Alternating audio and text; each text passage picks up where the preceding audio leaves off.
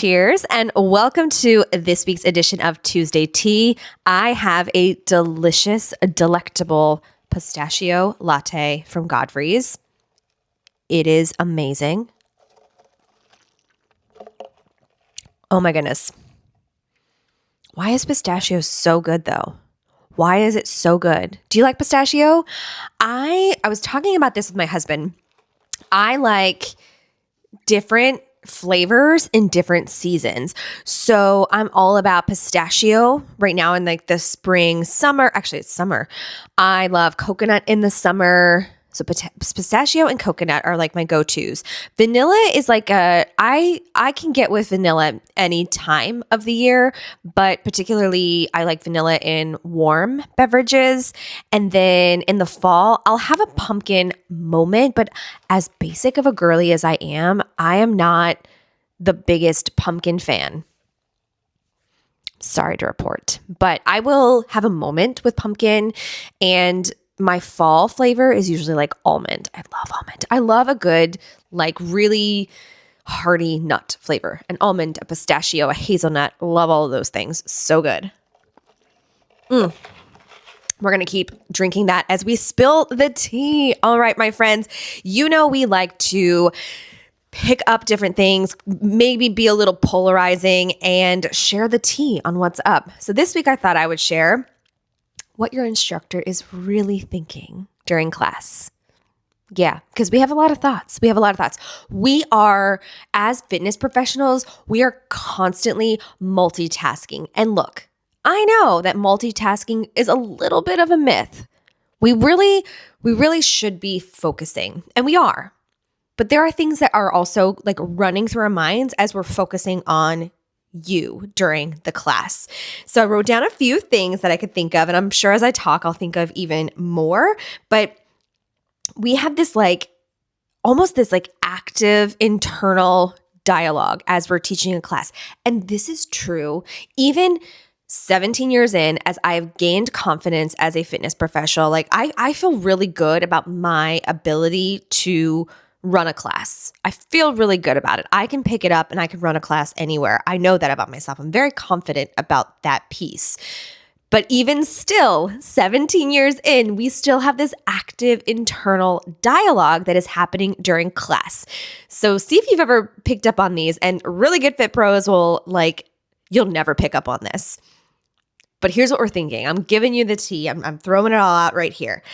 All right. Especially because of just there's more information out there, right? People can rely on AI for a class. You can do a full class from the inside of your house. So the fact that you come to classes, first of all, is such an honor. And we do not take that lightly. That is a privilege. It is an honor to share space with you. And because of that, we're always thinking about safety. We're thinking about, is this going to hurt their lower back? What face are they making when we're doing this movement? I'm actively looking at you and assessing what your body is doing during this movement. Can your leg extend? Is your knee bending? Are you favoring one hip or the other? Are you having a hard time articulating the spine? Are you grimacing? Are you pushing through that last rep? We're constantly monitoring for safety. And I'll add that because I do outdoor classes, I'm also monitoring for fatigue, and I don't want you to get overheated. So I'm always monitoring for those pieces. So when I'm looking you in the eye and we're vibing, I'm also assessing you. There's that. Now you know the tea. We're always thinking about how many reps that we've said and how many are left. I don't know what it is. I feel really smart. I feel like I can count to 10. But when you are adding music, you're adding a ton of different people, you're adding different physicalities, different modalities, different movements.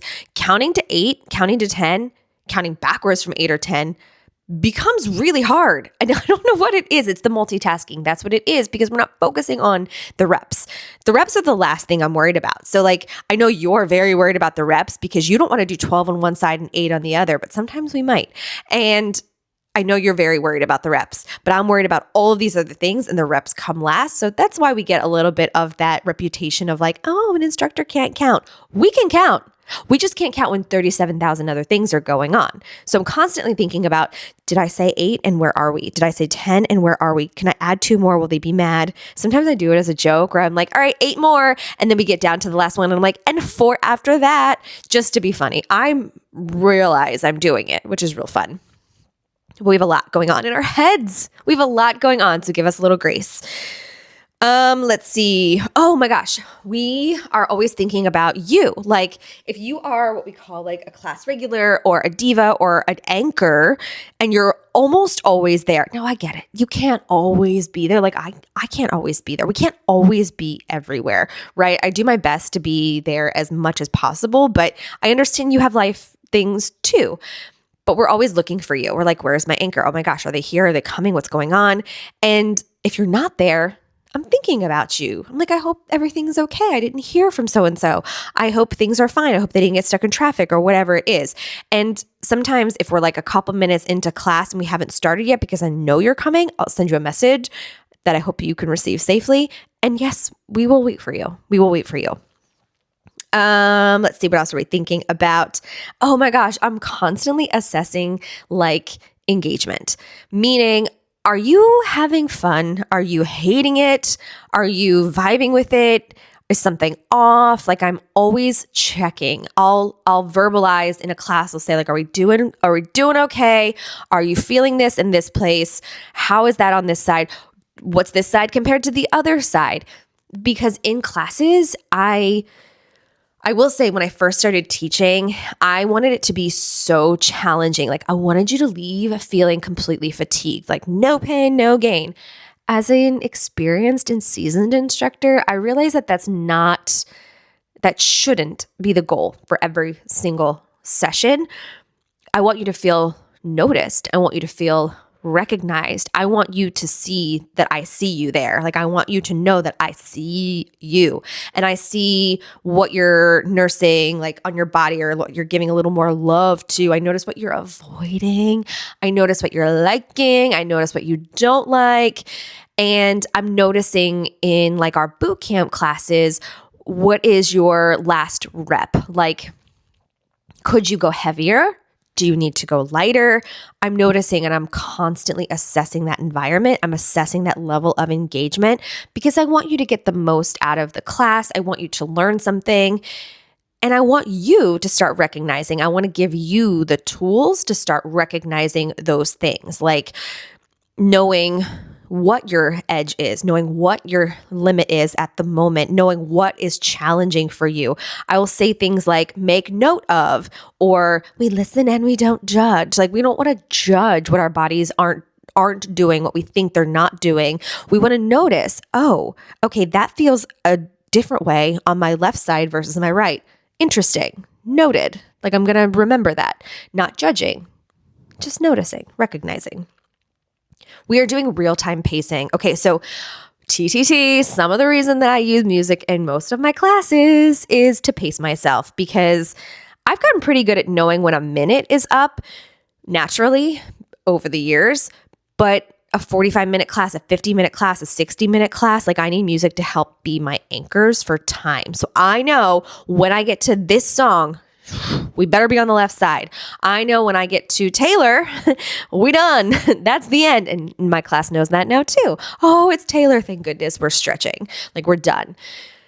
I use music to kind of help me pace the class because I want to make sure that I'm providing the best session for you. I want to make sure we're starting and ending on time. That's super important.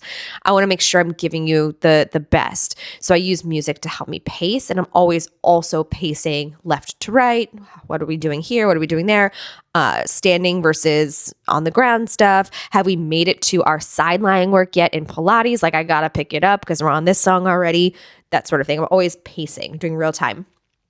And that's true of like, if in my head I was thinking we'll do 4 of these, but you're all vibing with it or you need a little more work, we'll double it. We'll keep going. I'll slow it down. I'll speed it up. Like I will read the vibes of the room. I'll give you an example. So in my yoga class this week, there was just this vibe. And I was like, you know what we're going to do? We're going to do a little chakra opening.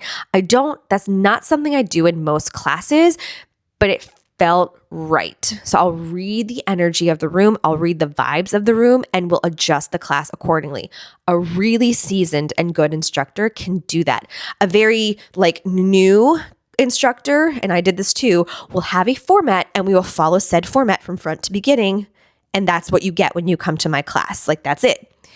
But a seasoned instructor has lots of lesson plans in their mind. And even if they had an outline for what they wanted to cover that night, they'll read the vibe of the room. So sometimes I will have listed a vinyasa class like at the college or something, and people are coming in and they're kind of sluggish, they're kind of fatigued, it's been a really hard week.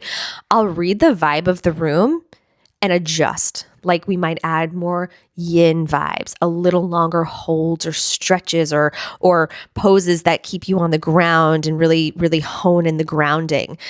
I'll adjust accordingly. So we're doing that in real time. I wrote down things like personal life. For the most part, I separate. Like I don't think about what am I having for dinner? I don't think about that stuff. I try not to do this, but I'm human. I try not to schedule something like immediately after a class where I have to be like, okay, gotta clean up and get out because I gotta go. But there will be times that I do that I'm like, oh, I gotta get to this next thing. But I really try to have buffer time. Like as I've gotten more experienced and more seasoned, I recognize that I need buffer time in between because it's not fair to you for me to feel like a little stressy, and it's not fair to me to feel that way and then maybe be late to the next thing. So I try not to stack too much around classes, but that does happen sometimes. Other things, so I didn't write this down, but I'll be constantly thinking about the tech and the playlist. Like, is that staticky? Do I hear that? Why did the music go up or down? Like, what is happening? I will be thinking about those things. I'm thinking about your like hand and feet placement. I'm thinking about just overall like body mechanics. I'm always thinking about those things. And I'm sure there's like a million others, but we keep these short Tuesday teas and that's what's that. So maybe if I think of more, I'll come back for a round 2 of things your instructor is thinking about. But just know that in real time, we are making updates, that we have this like constant active inner dialogue when we're doing class. And that's the premium that you're paying for to do an in-person class. Like when I do an online class, you get what you get. You get what you get. I'll try to like engage, but I don't know who's taking the class, right? But if you're in my class and I see you and you are an active human being, like I'm going to connect with you and we're going to vibe and I'm going to real time change what we're doing or real time alter what we're doing, speed it up, slow it down, add a challenge, back it off. All of that stuff is happening in real time. So thank you for trusting us with that. And my friends, that's the tea. Thank you so much for joining me for this bonus episode of the Life of a Fit Pro. Remember, we drop these on Tuesdays. The longer episodes drop on Sundays. Check out the Secret Life of a Fit Pro on my blog and like and follow and subscribe. Bye.